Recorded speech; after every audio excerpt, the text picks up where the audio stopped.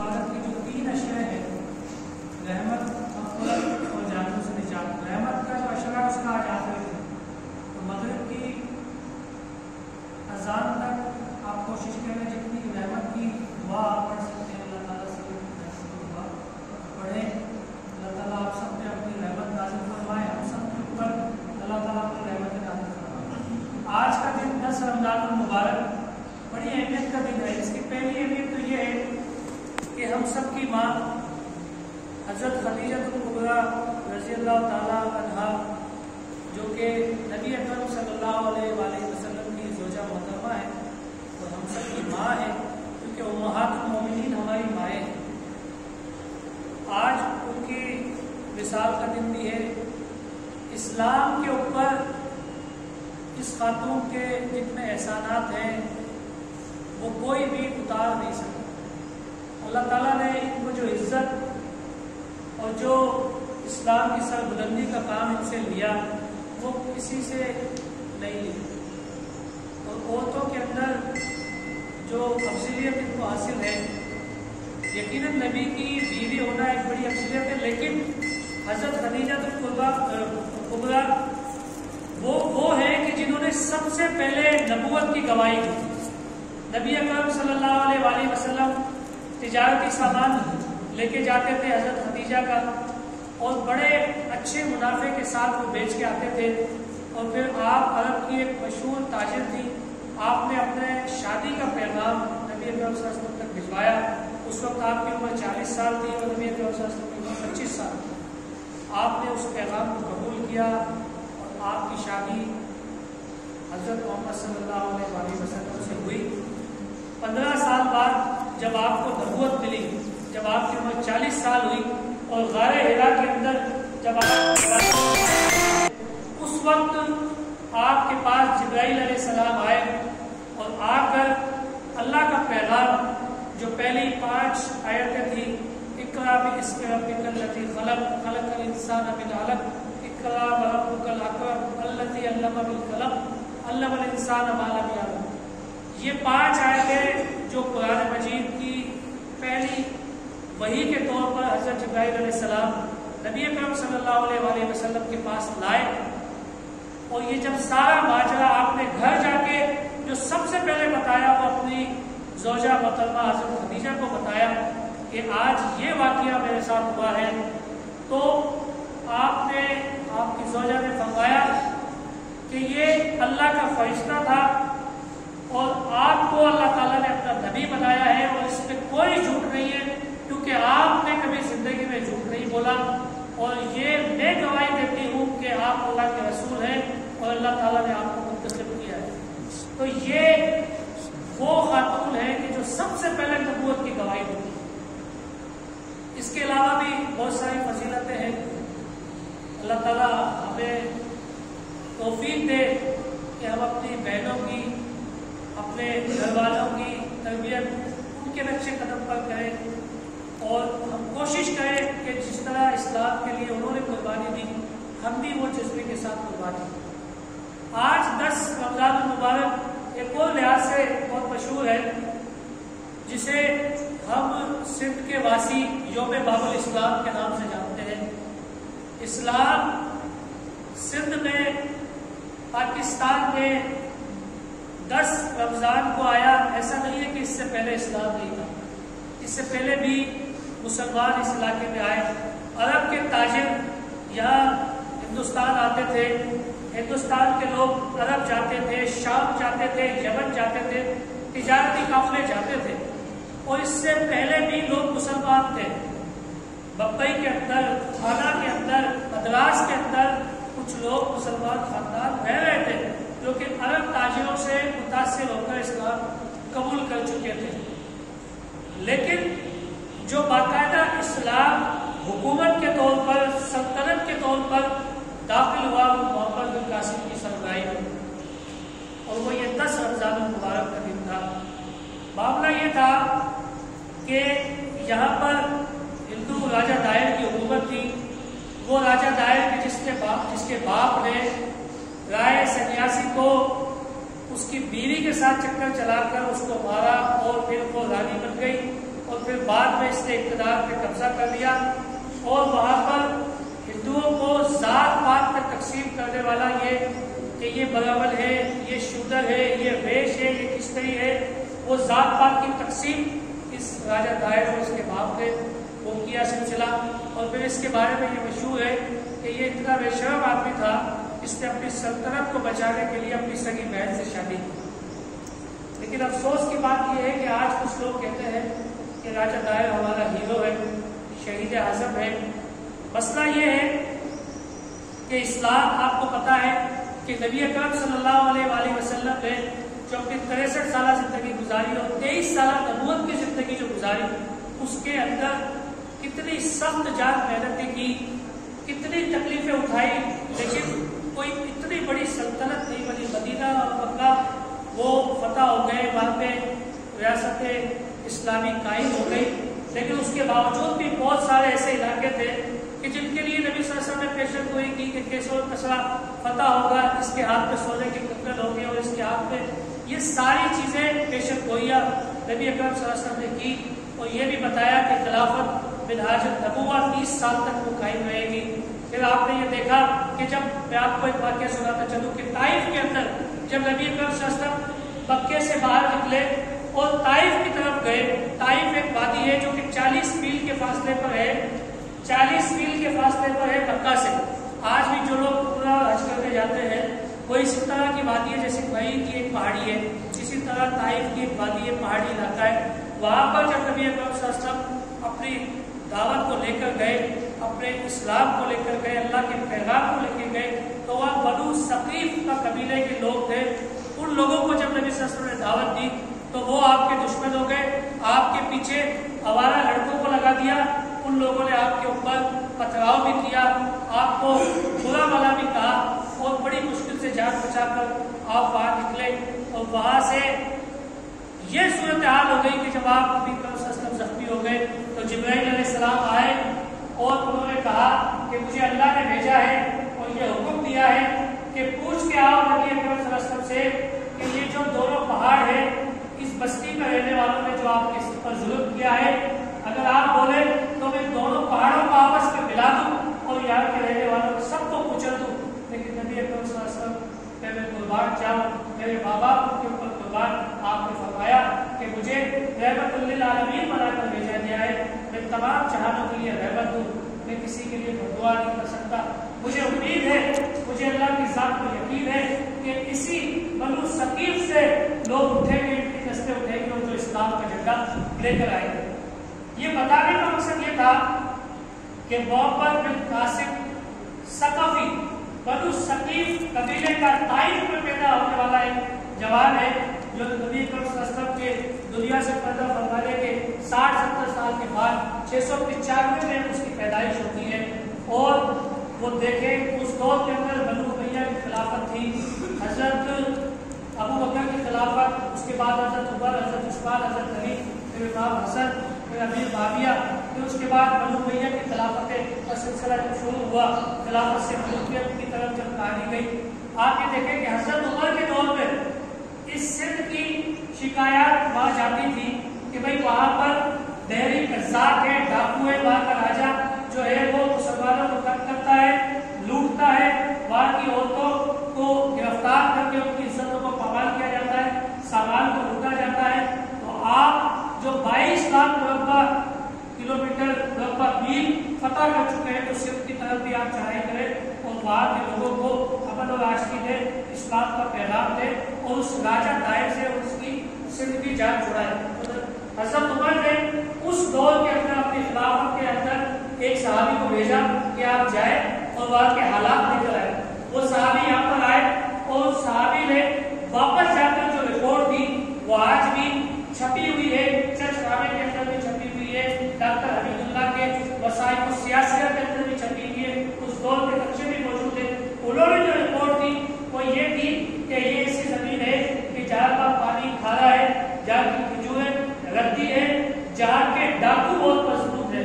तो उस दौर से ये डाकू जो आज तक ये डाकुओं का जो सिलसिला चल रहा है इस इलाके में, उस सहाबाए किराम के दौर से खुलफाए राशिदीन के दौर में जो सहाबे ने जाके रिपोर्ट पेश की कि یہ صورتحال ہے اور پہاڑی علاقہ ہے. پہاڑی علاقے کی وجہ سے اگر آپ چھوٹی فوج بھیجیں گے کیونکہ فاصلہ 4000 میل کا فاصلہ لگ رہا ہے, اگر آپ چھوٹی فوج بھیجیں گے تو وہ ماری جائے گی اور اگر آپ بڑی فوج بھیجیں گے تو وہ بھوکی مر جائے گی کیونکہ 4000 میل تک آپ کو فوڈ سپلائی کرنا یہ بڑا مشکل کام ہوتا ہے. اگر آپ حیدرآباد میں کسی کو کھانا پہنچا رہے ہیں تو آپ 1 گھنٹے میں پہنچ جاتے ہیں, لیکن اگر آپ کہیں اسلام آباد میں روٹی پہنچا کے آؤ تو یقیناً ایک مشکل کام ہے, 1500 کلو میٹر کا سفر ہے. تو یہ رپورٹ آئی پھر اس کے بعد حضرت عمر نے فیصلہ کیا کہ اس کو ہم بعد میں دیکھتے ہیں. پھر یہی صورتحال رہی, بحری قزاق مسلمانوں کے تاجروں کے قافلوں کو لوٹتے رہے. حضرت عثمان کے دور میں یہ رپورٹ آئی اور حضرت علی کے دور میں بھی یہ رپورٹ آئی. یہ رپورٹیں آتی رہی اور یہ معاملات چلتے رہے. اس کے بعد یہ ہوا کہ حجاج بن یوسف جو کہ بڑا ظالم تھا, اس میں کوئی شک نہیں ہے کہ جو ظلم کی داستان ہے اس کے نام سے مشہور ہے, اس نے کی ہے. لیکن اللہ رب العزت کی کیا حکمت ہے, وہ کس سے کیا کام لیتا ہے ہمیں نہیں پتا. قرآن مجید جو آج آپ کو ہم پڑھتے ہیں اس کے اندر زیر زبر پیش ترتیب جو آرام لینے میں وہ حجاج بن یوسف نے لگوائی. یہ کام اللہ نے اس سے لیا. پھر اس کے بعد سری لنکا سے جو ایک قافلہ مسلمانوں پر گیا اس کو جب لوٹ دیا راجہ دائر کے قزاقوں نے, وہاں سے ایک خاتون نے خط لکھا حجاج بن یوسف کو کہ یہاں پر ہمیں لوٹ دیا گیا ہے, آپ ہماری مدد کے لیے آئے. اس سے پہلے بھی 2-3 مرتبہ لشکر گئے تھے لیکن وہ شکست کھا کر, میں نے آپ کو بتایا کہ فاصلہ بہت زیادہ تھا, اس وجہ سے وہ شکست کھا کر آگے نہیں بڑھ سکے. پھر حجاج بن یوسف نے اپنے بھتیجے محمد بن قاسم کو بھیجا جو کہ ان کا دربار بھی تھا. 7500 کچھ لوگ کہتے 12000 کا لشکر لے کر وہ سندھ کی طرف آیا اور اس نے آ کر دیبل کے مقام پر جو پہاڑی سلسلہ ہے مکران کی پٹی کے ساتھ وہاں پر اڑوڑ کے مقام پر وہاں پر جنگ ہوئی اور اس لشکر اور جنگ کے اندر راجہ دائر جہنم واصل ہوا اور محمد بن قاسم اسلام کا پرچم بلند کرتے ہوئے سندھ میں داخل ہوا. پھر آپ یہ دیکھیں وہ سندھ کے لوگ جو طبقاتی نظام پہ کٹے ہوئے تھے, جو آج بھی بٹے ہوئے ہیں, آج بھی وڈیرا اور اس کا ہاری ایک پلیٹ پہ بیٹھ کے کھانا نہیں کھا سکتے, ایک صوفے پہ 60 نہیں بیٹھ سکتے. یہ وہی ہندوانہ کلچر کا تسلسل چل رہا ہے, جبکہ نبی اکرم صلی اللہ علیہ وسلم کی تعلیمات یہ ہے کہ حضرت بلال جو کہ غلام تھے, حبشی تھے, ان کو سیدنا بلال کہا گیا اور ان کو کہا گیا کہ آپ کعبے کی چھت پر کھڑے ہو کے اذان دیں. تو اسلام کے اندر جو برابری کا تصور ہے, جو اسلام کے اندر لوگوں کے ساتھ اچھائی کا سلوک ہے, جو عورت کو اسلام کے حقوق دیے, جو مردوں کو غلاموں کو طبقاتی نظام کو ختم کر کے اسلام نے جو انسانیت کا سبق دیا کہ کسی اور مذہب کی تعلیمات نہیں ہے. آپ یہ دیکھیں کہ وہ راجہ دائر جب جہنم حاصل ہو گیا اس کی فوجوں نے ہتھیار ڈال دیے. پھر لازمی بات ہے کہ آپ ڈنڈے کے زور کے اوپر کسی کو دبا سکتے ہو 10 دن 20 دن 30 دن 50 دن 100 دن سال, لیکن جب آپ وہاں سے چلے جاؤ گے تو پھر وہ آپ کا زور ختم ہو جائے گا.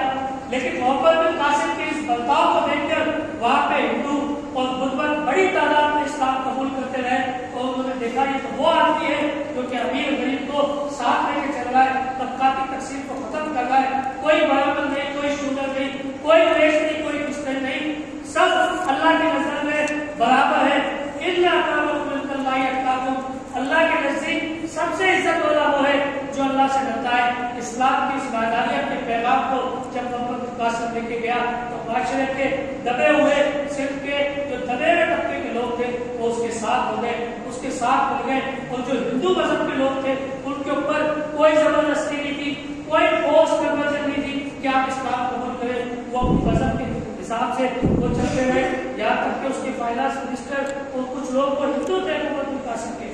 پھر مسلمانوں کی آپس کی سازشیں, ان کی آپس کی لڑائیاں اور غداریاں. پھر سلیمان بن عبد الملک بعد میں جب گورنر چینج ہوا اس نے محمد بن قاسم کو واپس بلا لیا. محمد بن قاسم جو سندھ سے مکران سے داخل ہو کے ملتان تک پہنچ گئے تھے, تو اگر ان کو نہیں روکا جاتا تو یہ آگے پورا پنجاب اور پورا کشمیر اور پورے علاقے میں فتح ہو جاتے. لیکن ان کو واپس بلا لیا اور جب یہ جا رہے تھے تو لوگ رو رہے تھے. وہ ہندو مرد و خواتین کو رو رہے تھے کہ ہم کیسے عظیم انصاف پسند حکمران سے محروم ہو گئے، اور انہوں نے اس کی مورتیاں بنا کے اپنے مندروں میں رکھ لی اور اس کی پوجا شروع کر دی، کیونکہ ہندوؤں کے یہاں تو یہ سسٹم چلتا ہے، وہ اپنے بھگوانوں کے اوتار بناتے ہیں، جس کو وہ کوئی بھی بزرگ ہے ان کا اس کی وہ مجسمہ بنا کر اس کی پوجا کرتے ہیں۔ اسی لیے اسلام کے اندر مجسمہ سازی اور ان چیزوں کو حرام بنا دیا ہے۔ تو محمد بن قاسم کو 1947 50 70 یہاں تک آج تک ہماری سلیبس کی کتابوں کے اندر محمد بن قاسم اسلام کا ہیرو ہے، محمد بن قاسم فاتح سندھ ہے، محمد بن قاسم کی وجہ سے یہ سندھ باب الاسلام ہے۔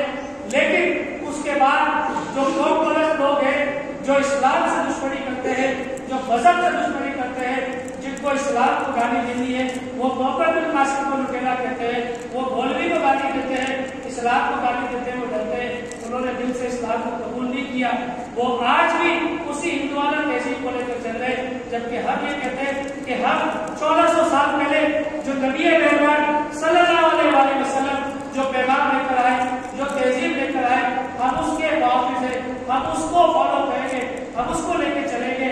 اور یہ دیکھیں کہ آج یہ صورتحال ہے کہ کچھ لوگ راجہ دائر کو، ویسے وہ اسلام کو نہیں مانتے لیکن راجہ دائر کو کہتے ہیں کہ یہ شہید اعظم ہے، اس کو شہید اعظم کہہ رہے ہیں، اس کو شہید اعظم کا لقب دے رہے ہیں، اور اس کی جو ہے شان بیان کر رہے ہیں صرف اسلام دشمنی کے اندر، اور کوئی بات نہیں ہے۔ جب انہوں نے دیکھا کہ اسلام اس خطے میں بڑی تیزی کے ساتھ پھیل رہا ہے، اور اسلام وہ واحد مذہب ہے جو کہ انسانیت کے حقوق پورے کرتا ہے، جو کہ انسانوں کا وہ رتبہ دیتا ہے جو اسلام نے دیا ہے، تو آپ آج کا یہ دن اس بات کو سمجھنے کی کوشش کریں، ان لوگوں سے ہوشیار رہیں جو سکھ کے نام پر آپ کو بیوقوف بناتے ہیں اور راجہ دائر کی ضروریت کے اندر سے ہے۔